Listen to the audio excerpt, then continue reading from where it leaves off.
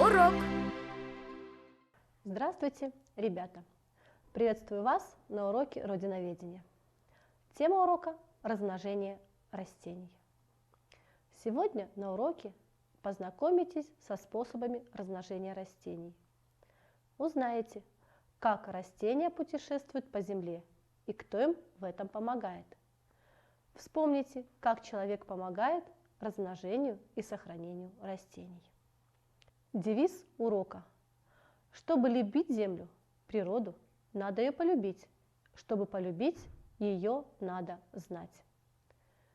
Любите родную природу, озера, леса и поля. Ведь это же наша с тобою навеки родная земля. На ней мы с тобою родились, живем мы с тобою на ней.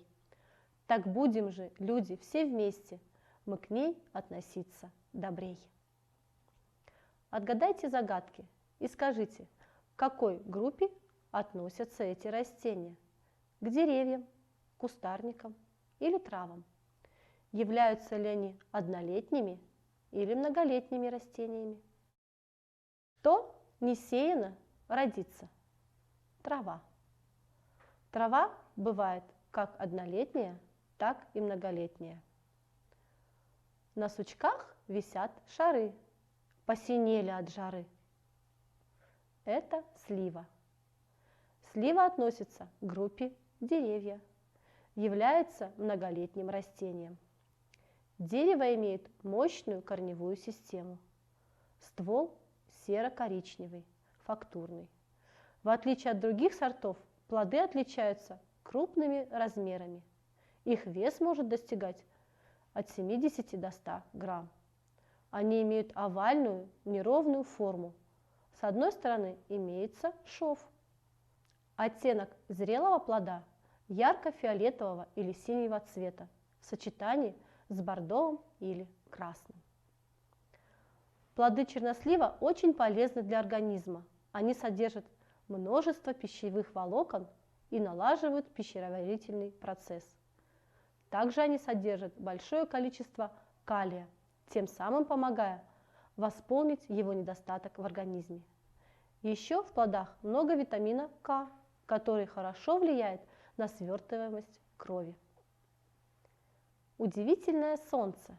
В этом солнце 100 оконцев. Из оконцев тех глядят сотня маленьких голчат. Это подсолнечник.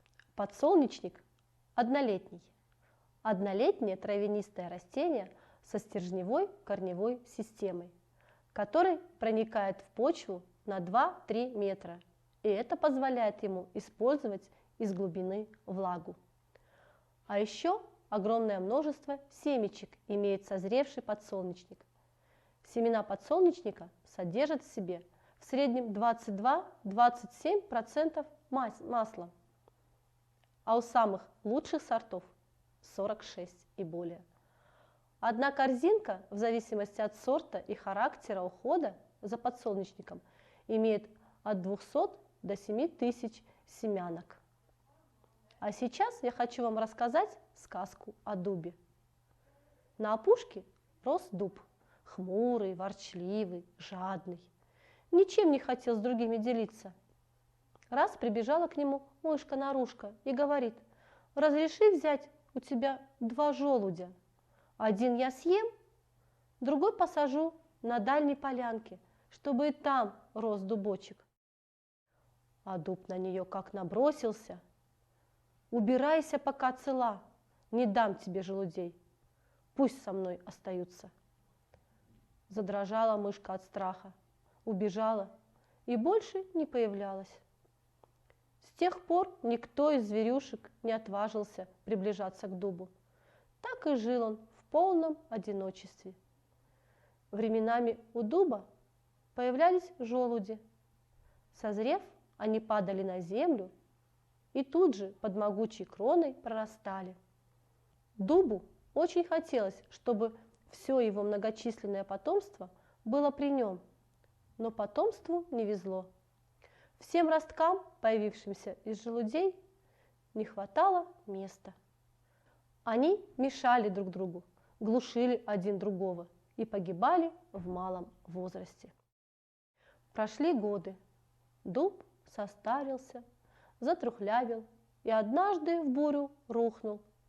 Так не дождался жадный старик себе смены. Почему дуб растет в одиночестве? Как расселяются растения? Правильно, в этом им помогают воздух, вода, животные. Почему семена и плоды путешествуют? Они прорастают там, где созрели. Конечно, потому что для жизни им нужен свет, вода, тепло. Ребята, а как вы понимаете выражение размножение растений? Правильно, размножение свойственно всем живым организмам. Размножение растений – это их способность воспроизводить себе подобных. Сегодня мы об этом с вами и поговорим. А что нам нужно сделать, чтобы получить новое растение? Много новых растений. Посадка семян – это один из способов размножения растений. Какие растения размножаются семенами? Пшеница, горох, фасоль, огурцы, помидоры и многие другие. Однако растения размножаются не только семенами. Знаете ли вы другие способы размножения растений? Хорошо, тогда расскажите, как мама сажает лук? Сажает луковицу. Так вот, этот способ размножения называется размножение луковицей. Какие еще растения размножаются луковицей? Правильно, такие растения, как лук, чеснок, тюльпан и многие другие размножаются луковицами, которые высаживают осенью. А с помощью чего мы получаем новый урожай картофеля? Верно, с помощью клубней. Их мы высаживаем весной. Какие растения размножаются клубнями? А кто-нибудь из вас видел, что делают родители, чтобы получить новое растение, например, смородины или крыжовника, винограда? Правильно. Они нарезают черенки и высаживают их в почву. А в какое время года это происходит? Верно, весной. Какие еще растения размножаются черенками? Конечно, это роза. С помощью чего размножается клубника? Клубника размножается с помощью усиков, которым надо помочь укорениться, то есть присыпать их землей. А некоторые растения могут размножаться листьями. К ним мы можем отнести такое комнатное растение, как фиалка.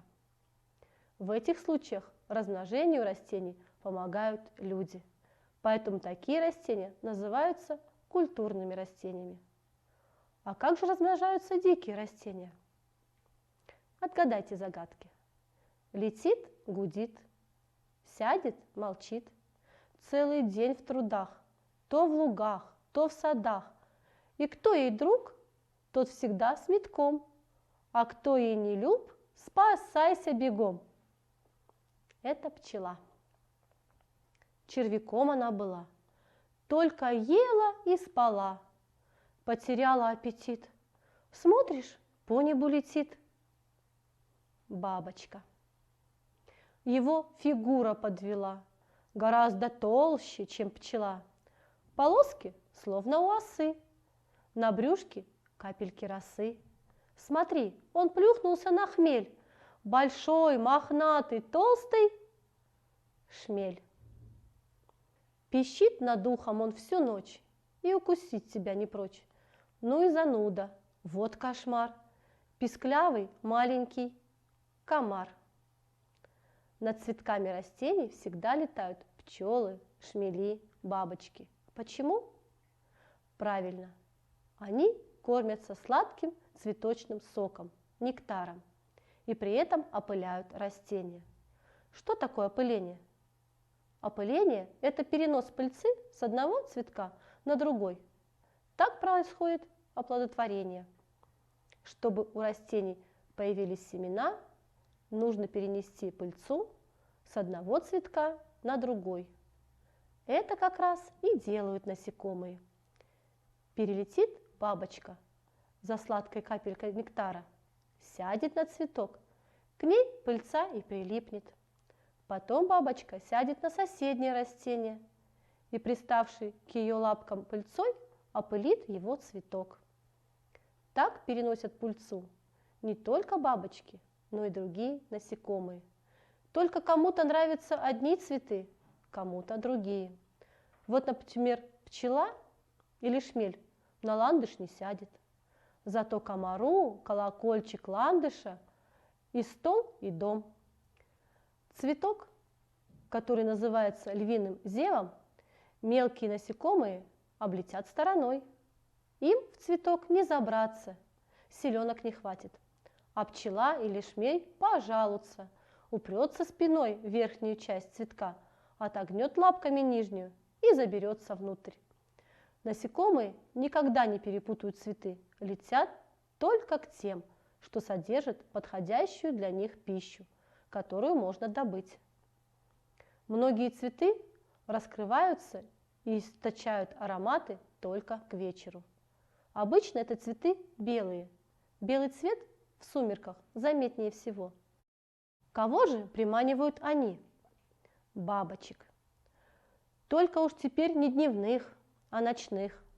Так днем и ночью от весны до осени идет в природе великая работа. Бесчисленное множество добровольных рассыльных переносят и переносят пыльцу. Отцветают одни растения, появляются цветы на других. Весной на сады словно бы опускаются бело-розовые облака. Столько цветов на яблонях и вишнях. Каждое дерево тихонько гудит от множества насекомых. Но проходит время, и там, где были цветы, появляются румяные яблоки, сочные плоды. А участвовали в создании этого изобилия пчелы, шмели и другие насекомые. Не будь их, не стало бы и плодов. Как же распространяются семена? Плоды растений – настоящие путешественники. Если приглядеться к ним, то можно догадаться, как они путешествуют. Корзиночка с семенами репейника путешествует на чужих ногах. Пройдет лошадь, корзиночка с семенами цап, шипами-колючками за лошадиную шерсть и поехала. Где-нибудь семена отцепятся от лошадиной шерсти и упадут на землю. И на козах, и на лошадях ездят репейнички, и, конечно, на собаках. Вот для чего репейнику колючки, цеплючки. Путешествуют семена и других растений. Налетит ветер, подхватит семена парашютики одуванчика и понесет. И березу, и клену, и елки ветер тоже помогает. Крутятся их летучие семена, словно вертолетики, и улетают далеко-далеко. Ну а если семена не летучие и не колючие? Тут выручают птицы. Станут птицы клевать семена и растащат, разносят по всему лесу. А есть растения, которые своими семенами стреляют. Например, бешеный огурец. Плоды этого заморского огурца и вправду похожи на маленькие огурчики. Созреет такой огурчик, и стоит его чуть задеть, как он тотчас выстрелит семенами. Семена у него мокрые, клейкие. В кого угодит, тот их с собой и унесет. Потом подсохнут семена и отвалятся. Стреляющих растений у нас много. И недотрога, и анютины глазки, и кислица, и душистый горошек. Подведем итог урока. Как размножаются большинство растений? Как распространяются семена? В какое время года размножаются растения? Какие растения размножаются клубнями и луковицами? Весной многие выращивают рассаду. Вы, наверное, наблюдали за этим процессом. Нарисуйте, как развивается растение из семени, что появляется сначала, а что потом. А я прощаюсь с вами. До свидания, до новых встреч.